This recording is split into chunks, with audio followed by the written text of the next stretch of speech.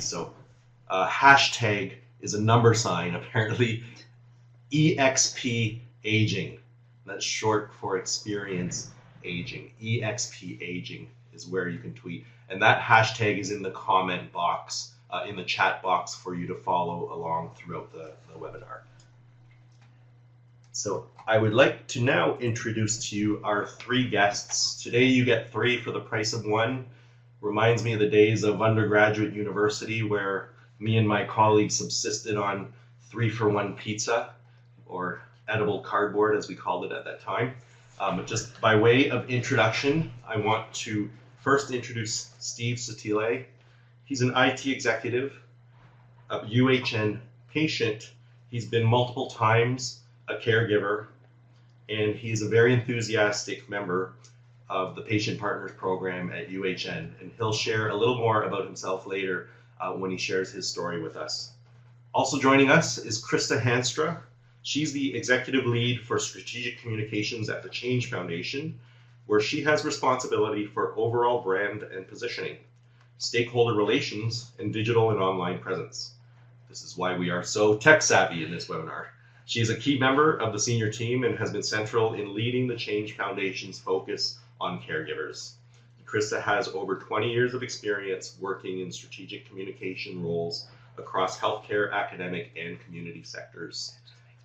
And last but not least is Audrey Gottlieb. Audrey currently works for the Michener Institute of Education at the University Health Network. And through her current and previous roles, she has developed a passion for improving patients and their families' experience in our system. Audrey is certified in simulation design and actively involved in patient engagement. And that is the topic for today, is we are going to talk about an important aspect of delivering senior-friendly care during today's workshop. And we'll hear a story, a patient caregiver story. We'll see a video that will help us think of the various ways that we consider and are thoughtful about the patient voice and experience in our busy bee clinical lives. And after the webinar, I will email you a resource package shared by our partners to help you get thinking about different ways to be thoughtfully considerate of the patient experience. So we will start with a couple easy polls, and I will run through them with you. I guess the first is now to learn a little bit about you and what brings you here today. So you will see this come up on the screen, and you can vote by clicking on the box, the circle that you see in front of you. So what brings each of you here today? Is it a personal passion for senior-friendly care? Is your organization committed to making senior-friendly care a priority? Were you instructed to attend or voluntold to attend while having your lunch, or any other reason? And if you were instructed to attend, or if you're attending for another reason other than what's listed there, please share us your thoughts in the chat box and let us know.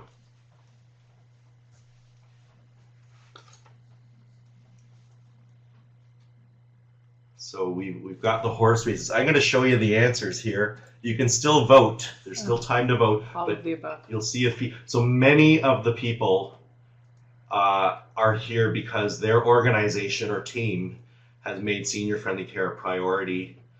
Quite a few have a very personal passion and commitment towards this. One person was instructed. Now, you don't have to name yourself, but let us know what your thoughts are. And for the few people that put other, please share with us your thoughts. And North Bay Regional shares that their group is all of the above, a very enthusiastic group. Toronto Rehab as well mirrors that sentiment. We have a student with us. Welcome. Sim-based learning from Montfort. So again, some more tech savviness we see infiltrating our healthcare system. So that's wonderful. Thanks for sharing your stories. This is an Ontario-wide audience, and in fact, I got an email this morning from someone from Nova Scotia, so we may have some friends from the Atlantic with us as well. Now, moving along, let's get our minds rolling. We really want you to be honest when you answer this question and really think, in your work or practice, do you truly think that you understand the patient's point of view and experience? To what degree? Not at all, a little bit, somewhat, a great deal? Do you feel pretty good? Or absolutely and completely? You understand the patient's experience. We'll wait for the votes. And please contribute your thoughts here as well. We'll be hearing some stories and seeing a video, and there'll be more to discuss, but if you have any initial thoughts, we'd really love to hear them. So the majority of us are right in the middle. 22 of us think or 23, it's a bit of a floating number, think that we have a decent, maybe not thorough, but we somewhat grasp the patient's point of view. And a few of us think a great deal. A couple just think a little. So hopefully this talk will stimulate some more thought around that and some more consideration. So I will close this poll so we can get to our presentation proper, but thank you for submitting your responses. And we have some people responding in the chat box. Donna says somewhat, and Emily says it depends. So maybe in various situations that interaction may stimulate more or less of an awareness. Now I'm going to go to the next slide to introduce our caregiver is Audrey, and I will flip things over to her. Thank you, Ken. Hi, everybody. Thank you for making the time to attend today. We know it's a Friday and everyone's eager for the weekend. I'll start off by saying that there's a much needed shift happening in healthcare right now, a shift towards patient engagement, towards involving patients at all levels, right from their direct care all the way to the governance of organizations, and for many different initiatives and different purposes. However, it's not enough for us to just engage patients to tick it off a checklist. If we're going to continue this shift in a positive way, and I'm confident that we can do so, we have to ensure that we do so with rigor and up to certain standards, ensuring that it's meaningful, that it's effective, and that it's respectful of the patient. I'm bringing this up today because working with Steve on this webinar, right from the early stages of development, has raised an important point for us. Collaborating with him has been an absolute pleasure for both Krista and I, and for Ken as well, right from the beginning. His enthusiasm and his commitment were quite clear right from the start. However, unanticipated circumstances occurred in Steve's life right in the midst of us developing this webinar. So this leads me to raise the point that unanticipated events in patients' and caregivers' lives are, of course, not unlikely. So challenges can very well arise in the midst of us partnering with patients. In the midst of these events, we need to first and foremost prioritize the patient's life, their health care, and the caregiver's health as well, and their commitments. Anytime that we're partnering with patients, we want to strengthen our ability, and we need to strengthen our ability to be able to adapt in response to these unanticipated events that I'm speaking of that happen in patients' and caregivers' lives inevitably and all too often.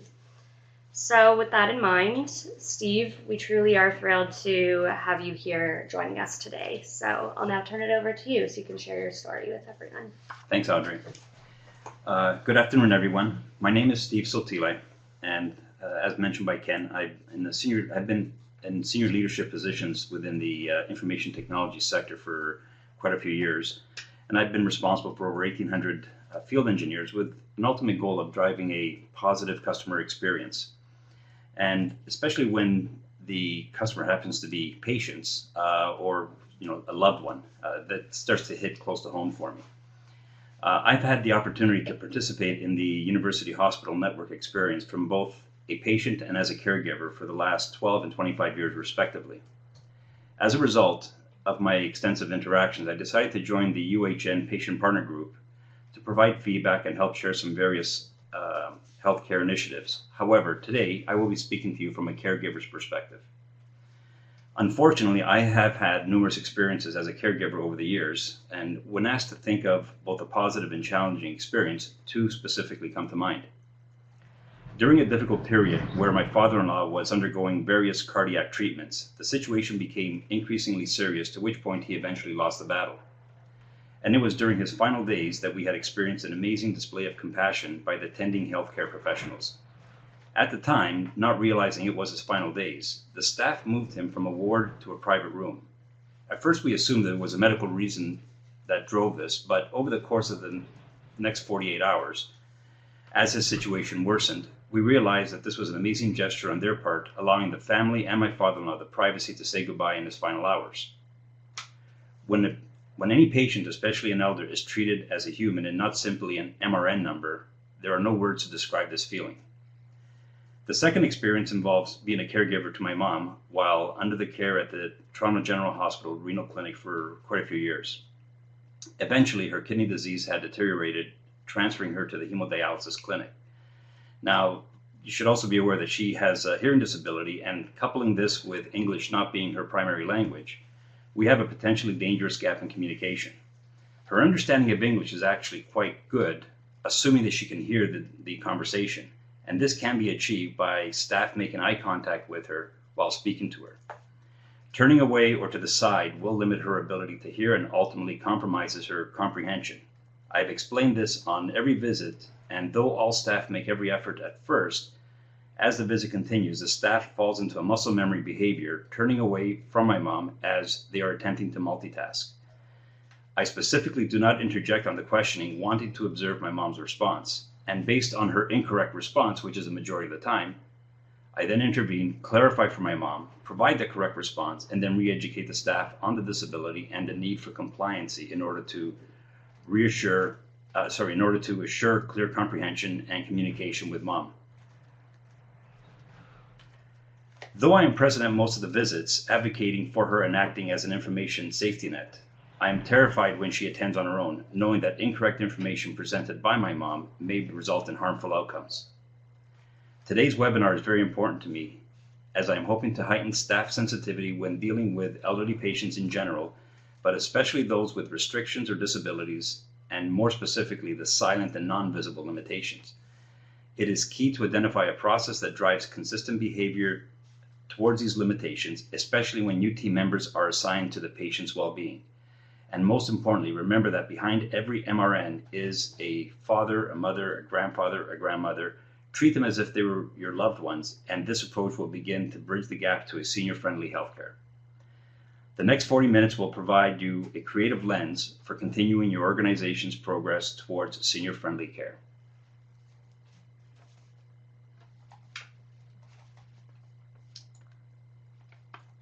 Thank you, Steve. So now, just before we get to one of the main components today, the video that we're all much anticipating to see, I'll briefly tell you a bit about who we are at the Michener Institute and the Change Foundation and how the video series came about. So the Michener Institute of Education at UHN is a post-secondary educational institution devoted to the health sciences. We are embedded within the University Health Network, and we're spread out throughout 5 different campuses, 4 of which are hospitals in downtown Toronto. Back in 2013, we created a concise, foundational, state-of-the-art course called Working with Seniors. It's now incorporated into the training programs of 9 different health professions at Michener. It's currently being incorporated more broadly across hospital departments within UHN, and it's available to anyone outside the walls of UHN as well. Up until now, over 800 healthcare providers have participated, and this number continues to increase. Within the course, there are 2 available options, and they can be taken either as standalones or together. One option available is online learning, while the other option available is an aging simulation experience. I should say that the online learning draws on subject matter expertise from Baycrest Health Sciences as well. So when the Change Foundation heard about the aging simulation experience in particular, they approached us to produce a video series that would be based on this experience. The video series came to fruition and was launched just this year, just in the past few months. And overall, and Krista will speak more about this, overall the video is intended to inspire healthcare organizations to take a closer look at the design of their physical spaces, their processes, their procedures, and so forth, so that they can be better suited to patients' abilities and their limitations as well. So Krista, enough of me talking about the video. I'll turn it over to you to actually show it to our audience. Great, thanks, Audrey. And I want to say a big thank you to Steve for sharing his personal story. I think, as we talk about patient engagement and patient-centered care, it is incredibly important to ground all of our discussions in those patient stories. It really does change the flavor and approach of everything we do. So thank you very much. I'm Krista Hanstra. I'm the Executive Lead of Strategic Communications at the Change Foundation in Toronto. So for those of you who don't know us, just a quick little bit about the Change Foundation. We're Ontario's healthcare think tank. We are an independent organization that operates off a endowment that we got 20 years ago from the sell-off of an insurance company at the OHA. So we're quite independent and standalone in the healthcare system, and we typically pick one issue and we go deep on that issue. So from 2010 to 2015, that was patient engagement. And throughout those 5 years where we did a lot of learning on and sharing of information and resources on patient engagement, we had this constant awareness that the family caregiver was both intertwined in the patient experience, but also had their own experience, and that in many ways they were a bit of a forgotten link in the healthcare system. And so in 2015, we pivoted our focus to family caregivers, and that's what our focus is on right now. So as Audrey said, we partnered with the Michener Institute on this project called Experiencing Aging to bridge both of those foci, so patient engagement as well as caregiver engagement and support. And so out of that came this project called Experiencing Aging, which is a series of 3 videos. Today, because of the audience we're talking to, we're going to show you the ED video, but there are 3. One is all in different settings, so in the primary care, in home care, and in the emergency department. And it really is meant to be an awareness tool for those of you that are working on the front lines of healthcare to really prompt, provoke, trigger your thinking around how senior-friendly your care is. And I was really heartened to see the responses earlier in terms of saying that people feel that they're somewhat focused on patient experience and attuned to it. But I actually like the answer, it depends, because that's actually, I think, a realistic view of the experience. It really does depend on many factors. And so we hope today this will be yet another tool in your toolbox to provoke your own thinking on senior-friendly care individually, and hopefully to spread that across your organization. So without further ado, we will show you the video we did on Experiencing Aging, which was a partnership with Michener, but we also involved HQO's CEO, Dr. Joshua Tepper, as part of this video. So I will let the video do the talking. So this video is going to run just a little over 5 minutes. It's a good time to grab a few bites of your popcorn, and we will begin in just a few seconds from now. And while Ken's setting it up, I just want to let you know that we are going to ask you right after the video for your comments on it. So get ready or start typing them in the chat box as we go along, so we can keep the conversation going. Great. And for the next 5 minutes or so, you can sit back and enjoy the show. Healthcare services are created with the patients in mind, right? Would your perspective change if you had limited mobility, couldn't hear properly, had restricted vision? That's what many seniors experience every day. The aging suit mimics aging, so healthcare providers can walk a mile in the shoes of many of their patients. Let's take a look at emergency care. Emergency departments can leave patients feeling overwhelmed and frustrated. This is especially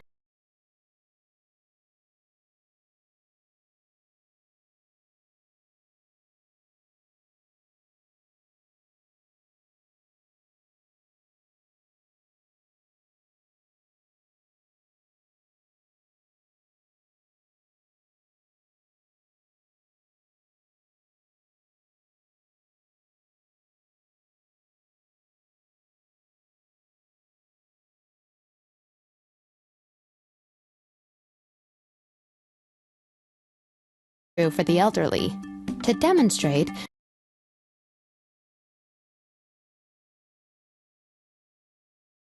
we've simulated the typical experience of a senior. Hazel, as she visits the ED after a bad fall. Josh Tepper, President and CEO of Health Quality Ontario, volunteered to go through the same environment wearing the aging suit in order to lend his insights as a doctor. The Aging Suit Project was a way of experiencing personally a little bit of what it's like to be elderly, and a little bit not just of what that feels like, but within the context of healthcare, which I think for me felt very real. The aging suit imitates many of the physical and sensory challenges connected to aging, chronic health conditions, and disability. It uses braces to restrict joint movement, goggles and earplugs to reduce eyesight and hearing, and special gloves to decrease sensitivity to touch. And so to have, even for a few minutes, a small sense of what some elements of being a patient or an elderly, frail patient might be like was quite profound. Let's take a look at the simulation of a frail elderly person navigating the emergency department. First, Hazel and her daughter meet with the triage nurse, who asks her some questions. The ED seems quite busy, and Hazel feels rushed. Once the triage nurse has assessed her, Hazel sees the registration clerk and is asked more questions and given an armband ID. She is then handed off to another nurse who evaluates her symptoms, asking her to tell her story again. Hazel would like to rest as she waits for the nurse to return, but her room is very bright and off a noisy corridor. Seems like it's been a long time, and Hazel begins to get confused as to what's going on. You really are stuck in that moment, and if you were in pain, if you had to go to the washroom, if you were confused or upset about something, and you hear noises in the hallway, is that going to relate to your care or not? And it's overall not a pleasant experience in many facets, physically and sort of emotionally. A bit of anxiety or worry. What I think I can take away from this, just those little things about putting the call bell in a place that's visible and accessible. Giving somebody the controller for the bed so they can adjust it. Finally, the doctor arrives. Once again, Hazel explains what's happened to her. The doctor leaves. The nurse returns to take her vital signs. Hazel's taken to get an x-ray. The doctor and specialist arrive to give a diagnosis. The doctor seems to be in a rush, and Hazel can't understand what they are trying to communicate. I often stand at the bedside in the emergency room, and I appreciate now that a lot of the time it might be hard for certain people to actually physically turn to see me effectively, and I need to drop my body height, sit on the chair, sit on the bed, so that they can physically just make eye contact. Caregivers around you, as you will. The entire process can be overwhelming, with many people coming and going, especially when they all seem to be dressed the same. The Aging Suit Project is a really sort of thoughtful experience and experiment, if you will. You do come away with, a better sense and some better insights, both into the experience of somebody who's older, but also how our healthcare system isn't always physically structured or through communication structured in a way to best meet people's needs. But what I really need to take away from this experience is let's actually bring people more into the conversation and bring in elderly people and say, what are your experiences? I've gained a little bit of insight, but I really now need to hear from you. Josh's reflections from his time in the aging suit reveal an experience that was similar to Hazel's, offering elderly patients non-slip socks, walking aids for mobility, and a warm blanket will increase their comfort level and demonstrate sensitivity to their needs. Offering family members pagers gives them the freedom to leave the ER to eat or make a call. Many older people experience hearing loss, and busy spaces with considerable background noise can make it difficult for even the best hearing devices. By offering a pocket talker, using a walled room to converse, or by grouping patients with similar profiles, you can create a better care experience. The seniors area can have headphones available and TV with captions on. They may also find comfort in being with other patients facing challenges similar to their own. These challenges that seniors face are representative of issues we all face with the healthcare system.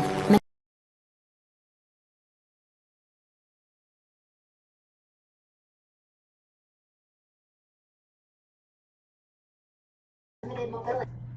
So thank you for that. We understand there were a few people who couldn't see the video, and we apologize for that inconvenience. Sometimes bandwidth at the receiving end can cause chunkiness or some pausing or even some crashing.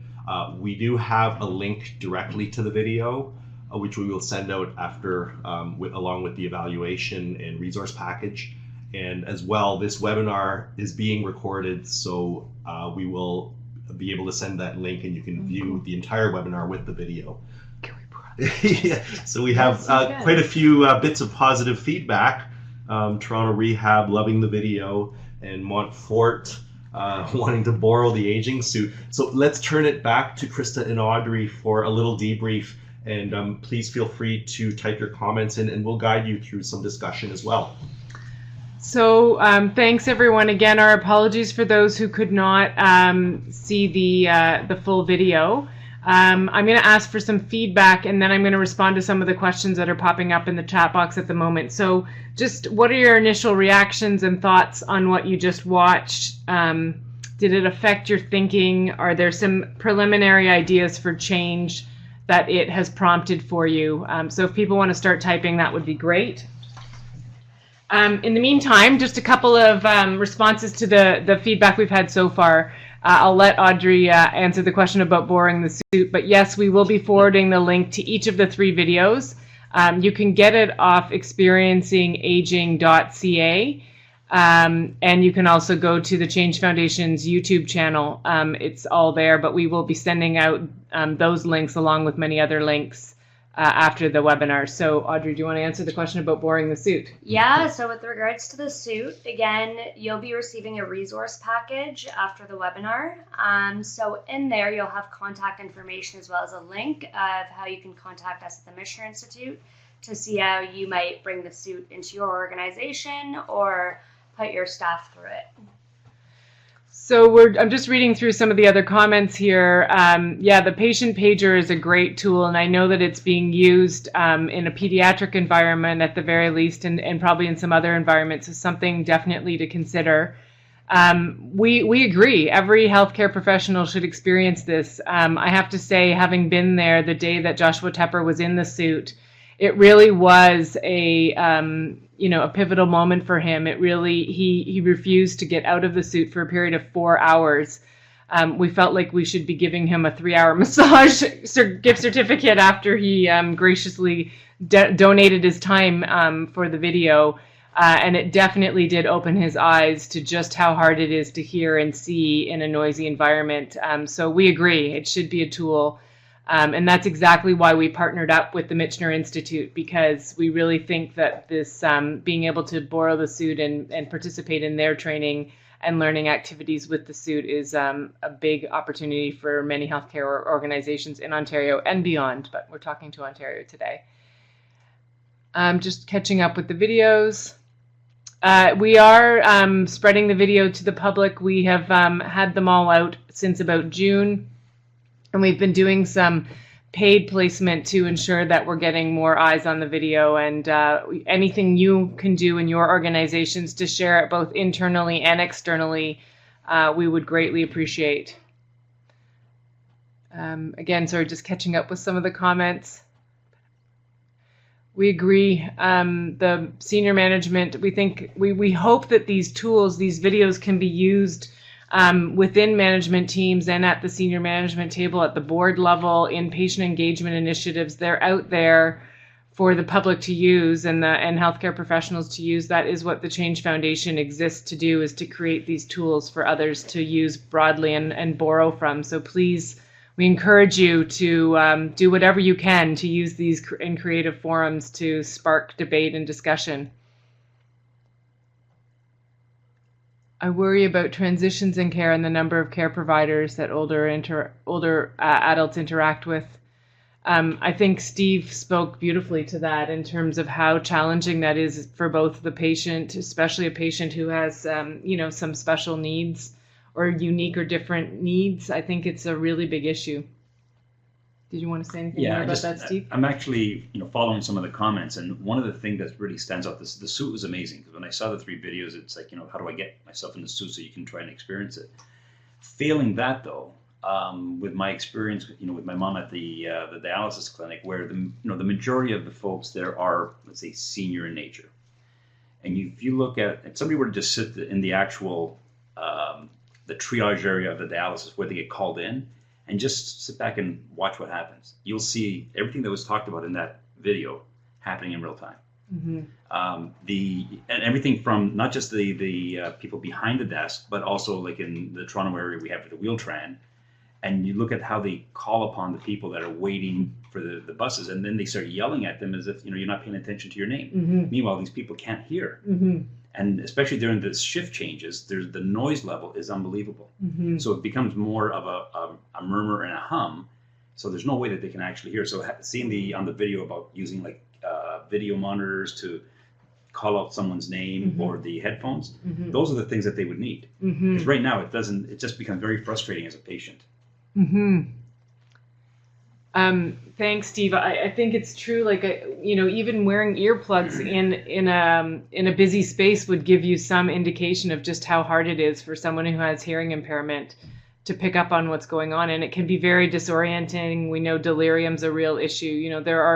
These are real issues that we're dealing with in healthcare. I'm just looking, the Ministry, Toronto Rehab, UHN, talking about the Ministry in Long Care, providing funding and resources. I'm assuming that's in reference to senior-friendly care. And thanks for the tip about the Alzheimer's Society. That sounds really interesting. Terry, I'm just wondering if you can tell us, are you Toronto-based? Are you Ottawa-based? Where are you, and which Alzheimer's branch were you working with? That would be really helpful.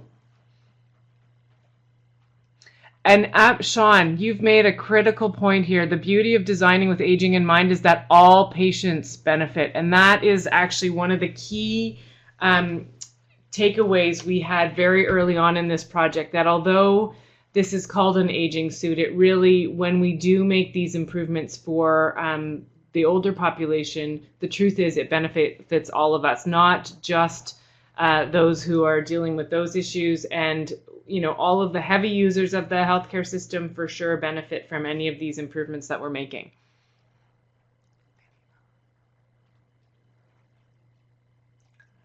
Okay, so Terry's responded saying Quinte Healthcare in the Southeast. Okay, great.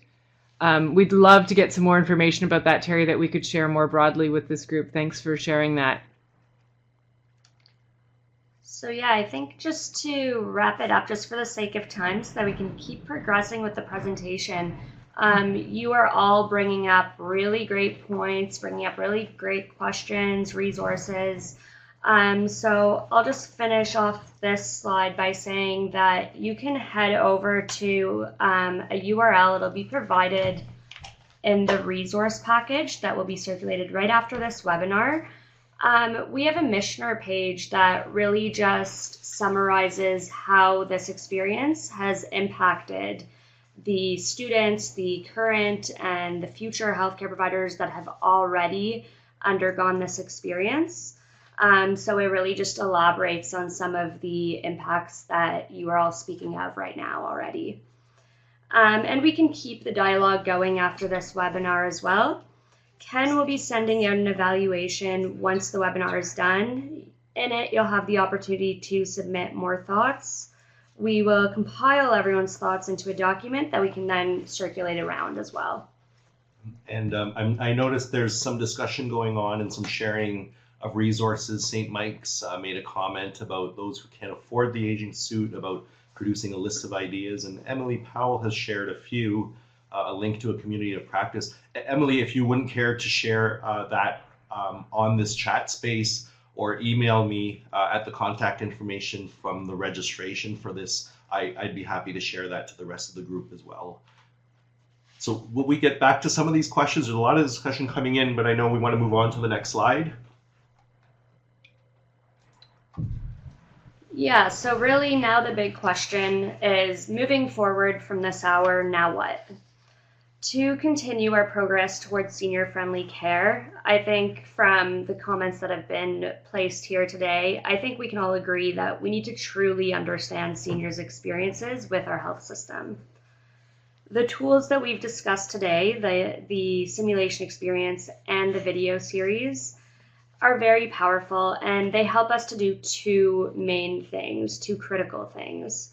They help us to better gain that true understanding of seniors' experience that we mentioned we absolutely need. But also, they help us to strengthen our sense of empathy towards seniors, and we know that empathy is fundamental to true patient-centered care. So we want to put out a couple calls to action to each of you. Firstly, we know that everyone here today, you are only one person from your much, much larger organization. So that broader organizational change has to be a collaborative effort. So we want to urge you to use the video shown today to start the larger conversation within your broader organization. And as Krista mentioned, in addition to the video that we showed you for the emergency department today, there's also 2 more videos specific to primary care and home care, should you find those relevant to your roles as well. As for your second call to action, we also want to urge you to use our aging simulation experience or some variation of it. It is customizable so that it can be made more affordable too, to put your health services to the test. Your physical environment, your procedures and processes, your staff's interaction, and their communication practices. You can use what you find from this experience to inform improvement in your organization. Of course, this is not to say that you shouldn't still engage patients in your improvement initiatives. You absolutely should. But this tool is instead intended to complement that patient engagement. Toronto Rehab, and I noticed that a group from Toronto Rehab is here today. Toronto Rehab's already done so. They've already participated in the aging simulation in at least one of their units. So you can read and watch a video of their participation in the simulation. Again, the link to the video and the article will be included in Ken's resource package. And again, just to really emphasize this, neither of these tools, neither the video series nor the aging simulation is a replacement for patient caregiver engagement, but rather both of them are intended to complement, facilitate, and optimize meaningful and effective engagement with patients and caregivers. And there's some exchange of contact information. We will get to that on the final slide, but I will send all of this out. So don't worry at all. Everything you've heard about today, some resources, and others as well will be sent out in a resource package. So with all that we've discussed and seen so far, I want to reiterate how well the discussion has aligned with many of you are familiar with the senior-friendly hospital framework, now evolving to a senior-friendly care framework. But a lot of what we discussed about the processes of care need to be optimized for seniors, the emotional and behavioral environment, how we interact, ethical issues, the physical environment, and of course our organizations have to support this all to empower all these changes. But reflecting on what we've seen and discussed, we want to re-ask the question now to you all is, in your work or practice, how well do you truly feel you understand the patient's point of view and experience? Interesting.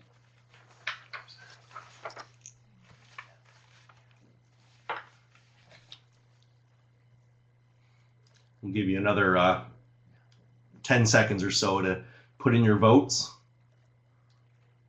It's quite exciting. There's definitely a bit of a shift, which is what we had Anticipated. maybe not hoped for, but anticipated. Yeah. So I know the results are still going to float around a bit, but just to reiterate, on the previous poll, 5.7% reported a little bit, and now we're up to 26.3%. How many do we have? We had 59% saying somewhat. That's gone down to 39%.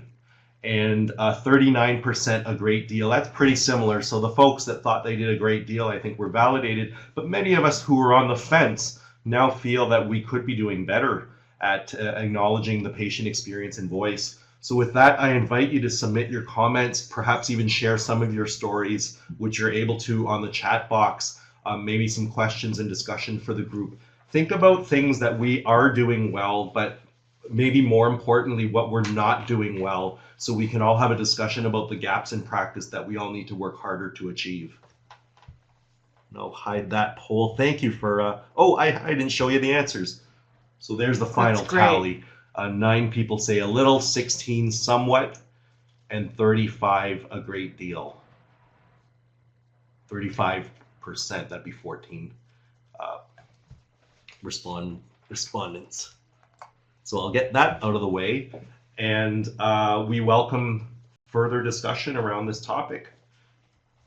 Now, I'm going to go back to one question that we left unanswered that we can, perhaps our guests could address in the meantime. But Dr. Liu wanted to know if there's any thought to using this strategy with the videos and with the aging suit to influence attitudes towards seniors outside of healthcare, to battle ageism in society.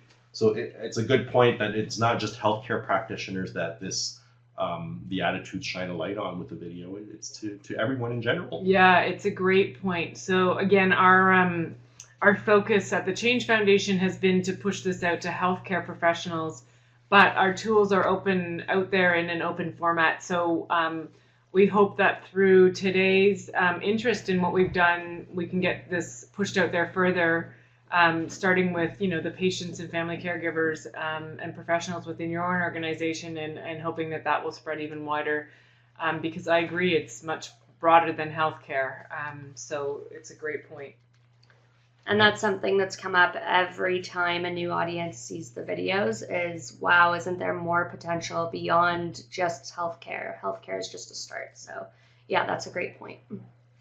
Would anyone like to share their stories? I might actually ask a question, is after viewing the video and hearing this discussion, what's one thing you might change? One quick, low-hanging fruit, one thing you might do personally in your own practice and work to provide better and more empathetic care to seniors.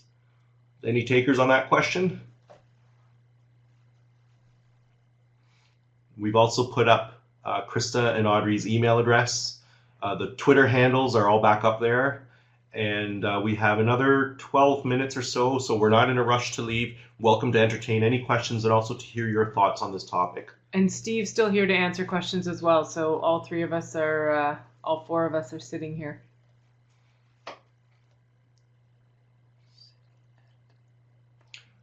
I'm going to leave this slide on as we carry on with discussion, but I encourage you to stay on. I've got a little cliffhanger for you because there is actually a part 2 to this webinar discussion that we'll reserve for a webinar in January. So stay tuned for those details.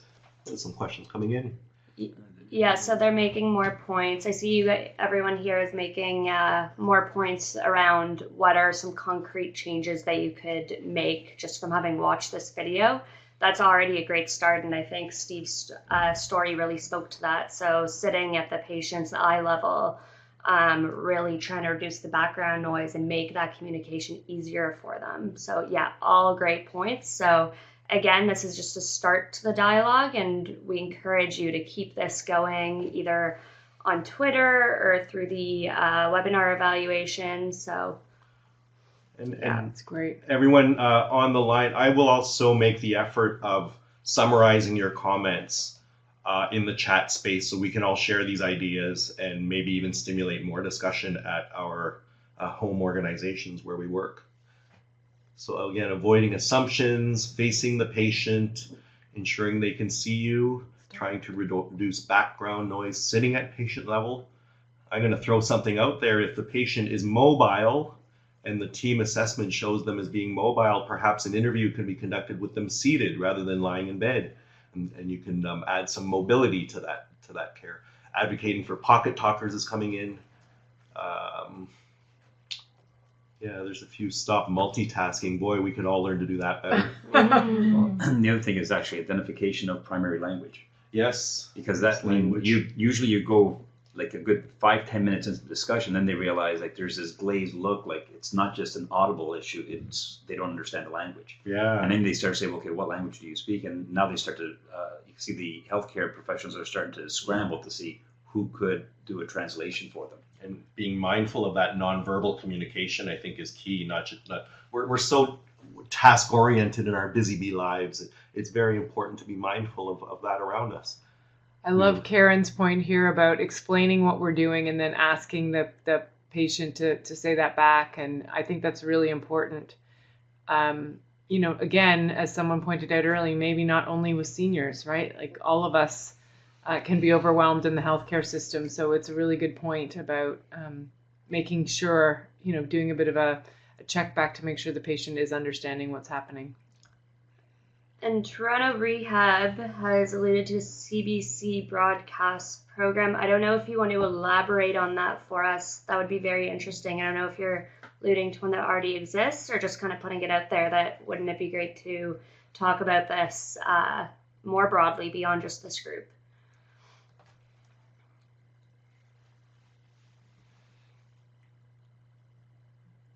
It's a suggestion. Great. Yeah, that's a great suggestion. So maybe your team of 4 back here, and some of you could be engaged in making that happen and doing one of these, but even more broadly. Mm-hmm.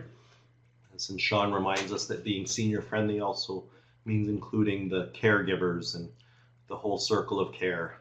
Yeah. Yeah. And I think Steve back here is nodding his head. It's a big nod. So, yep, that's a great point, Sean. Thank you. But actually, on that point, because I was involved with another initiative with the Change Foundation, and it's through the UHN. And one of the things that came up is the caregivers feel like they're an afterthought. Mm-hmm. So you're basically, if let's say a doctor or there's a meeting set up, they set it up with the patient, knowing that patient on their own can't really facilitate that meeting. You need the caregiver. And then they say, well, here's a slot. And the caregiver's like, well, we're not available at that slot. And it's like, oh, well, sort of, we'll work it without you.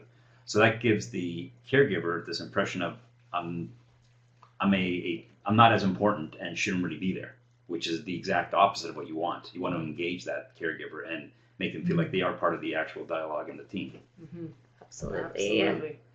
We're hearing that again and again in our work right now, and maybe a little plug for what's to come with the Change Foundation. We're about to announce early in the new year 4 projects across the province that are partnering with organizations and partnership of organizations to work differently and better with caregivers and recognizing the role of caregivers in the healthcare system, and that we need to support and facilitate that, not keep them to the side or exclude them from the conversation. So hopefully we'll start to see more dialogue about caregiver support and integration into the healthcare system as we go forward. Yeah. St. Joe's and Elliott Lake has a great idea, and what a great title, an empathy fair that I'm taking you host, and that includes various providers from the community to provide simulated and lived experience to staff. An empathy fair, that's a great idea. That's and what a great title. idea.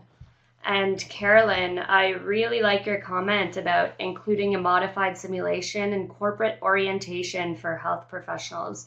So that's exactly what we're talking about, how healthcare is now shifting. We're seeing the importance of involving patients at all levels. So yes, absolutely, in direct patient care, but much beyond that, more organizational decisions, team decisions, departmental decisions. So yeah, again, using the simulation to almost complement and augment that patient involvement in those sorts of decisions.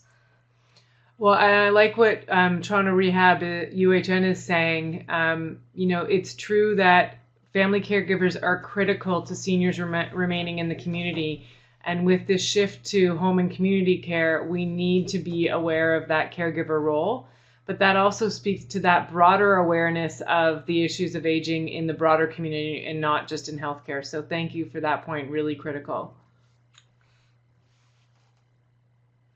Oh, great. And Kelly's forwarding some of the webinars to colleagues at the CHC that Kelly's on the board. Kelly, if you would like to include them on email lists to future webinars, please contact me.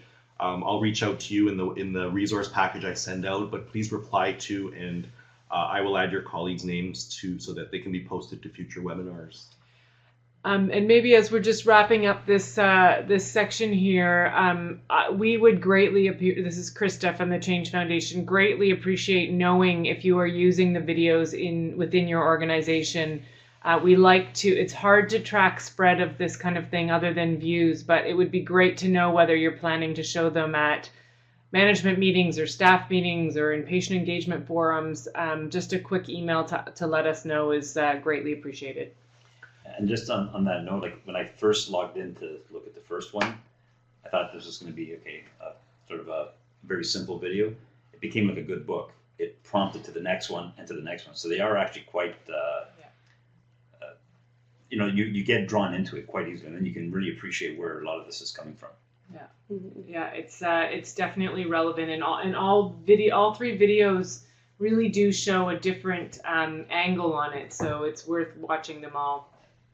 So I'll slowly make a move to begin wrapping up this discussion. This has been a great discussion. I think more so than other webinars we've hosted. I think we've gotten just as much content from the audience, from your contributions, as was brought forward in the body of the webinar. Continue adding comments. I'm going to slowly wrap us up. I'm going to move to the next slide in a second to show you the details for our next webinar, which is actually a continuation. It's part 2 of this discussion. Maybe, and I'm sorry, I'm putting him a bit on the spot, but I thought perhaps Steve could give us a last word and perhaps a word of encouragement for us as we go on and continue to provide care to our frail seniors and other frail patients. This is it's a big subject. Obviously I have a personal vested interest, but the fact that there's this forum in place, we've made some good strides, but the journey is long. And it's a matter of changing behavior, changing mental mindsets in terms of how we work with and treat the senior community. But the fact that this actual forum is in place is the start of, I think, the positive journey forward. So, let's leverage the momentum and see how we can continue moving forward. Yeah, thank you for everyone. This was a very, very lively discussion. Krista and Audrey, I'll ask you, why don't I let us know about the next webinar, and Krista and Audrey can finish us off. But thank you again. Like we mentioned several times, I'll send out a quick evaluation, and along with that will be a resource package with all of the things we mentioned, including a link to the slides and this recorded webinar. Please save this date on your calendar, Thursday, January 19th, the new year, 2017. I had actually had 2016 on the original slide and realized that's why all my checks in January bounce. But it's also over the noon hour, and we want to offer you at this webinar some of the tools. More so, we are being asked to engage and include patients in our health improvement initiatives. And this toolkit, the rules of engagement, gives us the essentials to consider when starting or running a patient engagement initiative. And that'll be Kathy Fuchs, who is the president and CEO of the Change Foundation, who is here today. So stay tuned for part 2. You'll get some tools and we'll have some more lively discussion then. I will wrap up from my perspective, but invite Krista and Audrey to give us their last comments. And of course, any other comments you want to share with us, you're welcome to on the chat box. So I loved the way that Steve ended this webinar, so I'd be happy to end it with Steve's words. Yeah, absolutely. We're thrilled to have Steve here to be able to contribute in such a meaningful way, and we hope you'll attend the January 19th session so you can also look at new and meaningful ways to engage patients at your own organization. Thanks everyone for great participation and discussion. I'm really impressed by the discussion. Yeah, have a great Friday and a great weekend. It was a pleasure from our end as well. Thank you, everyone.